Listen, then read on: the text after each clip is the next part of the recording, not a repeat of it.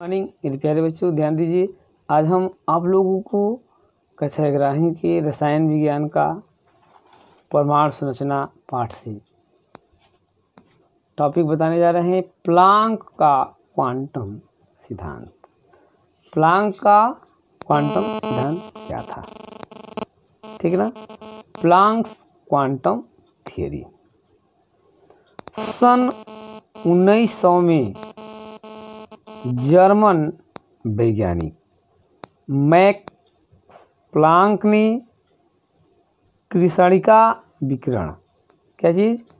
कृष्णिका विकिरण की प्रघटना के संदर्भ में एक सिद्धांत प्रतिपादित किया। कृष्णिका घटना के बारे में एक सिद्धांत प्रस्तुत किया जिसे प्लांक का क्वांटम सिद्धांत कहते हैं। और इसके सिद्धांत में मुख्य बिंदु निम्न है। क्या है भाई? तो इसमें नोट करते हैं। पहला बिंदु है विकिरण ऊर्जा, रेडिएंट एनर्जी। क्या चीज़? विकिरण ऊर्जा सतत रूप से उत्सर्जित या अवशोषित नहीं होती है। किसी भी वस्तु से विकिरण ऊर्जा सतत रूप से उत्सर्जित या अवशोषित नहीं होती है। किसी भी वस्तु से विकिरण ऊर्जा छोटे छोटे ऊर्जा के बंडलों के रूप में अवशोषित होती है तथा उत्सर्जित होती है। इन बंडलों को क्वांटा या फोटॉन कहते हैं। पहला नंबर टॉपिक है। क्या टॉपिक है?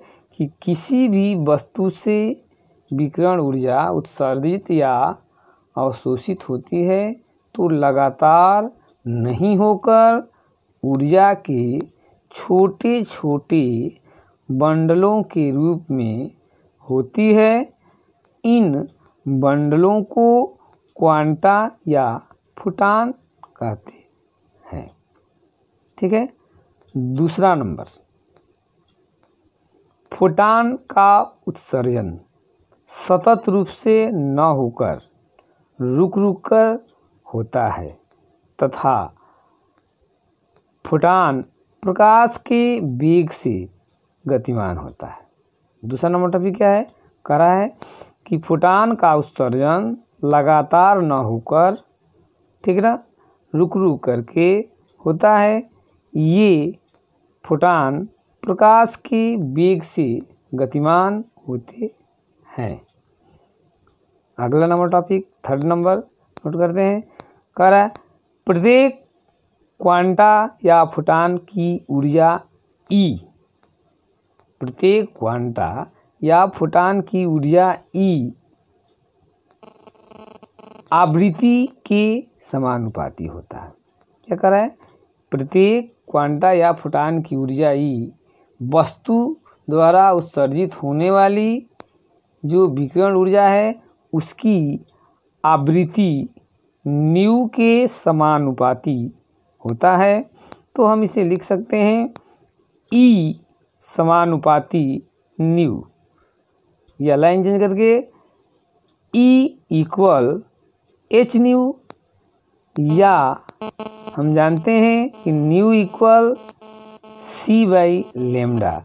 तो हम इसको लिख सकते हैं E equal H C by lambda, जहाँ पर लेमडा एक नियतांक है, H एक नियतांक है जिसे प्लांक नियतांक कहते हैं।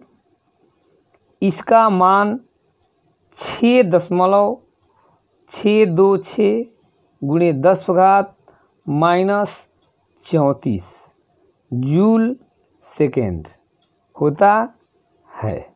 अगला नंबर कह रहा है कि किसी वस्तु द्वारा अवशोषित या उत्सर्जित ऊर्जा की कुल मात्रा इस क्वांटा के पूर्णांक होती है। मीन्स कोई भी वस्तु ऊर्जा को उत्सर्जित करती है या अवशोषित करती है तो पूर्णांक रूप में करती है। अर्थात फुटान द्वारा वस्तु द्वारा उत्सर्जित या अवशोषित ऊर्जा E equal N into H into new, जहाँ पर स्मॉल n क्या है, एक पूर्णांक है, इसका मान 1, 2, 3, 4 आदि कोई भी पूर्ण अंक हो सकता है। ठीक है ना। तो ये हो गया आपका प्लैंक का क्वांटम सिद्धांत। ठीक है ना। इसको अध्ययन कीजिए और इसके बाद अगले टॉपिक के लिए हम लोग नेक्स्ट वीडियो में मिलते हैं। तब तक के लिए थैंक्स।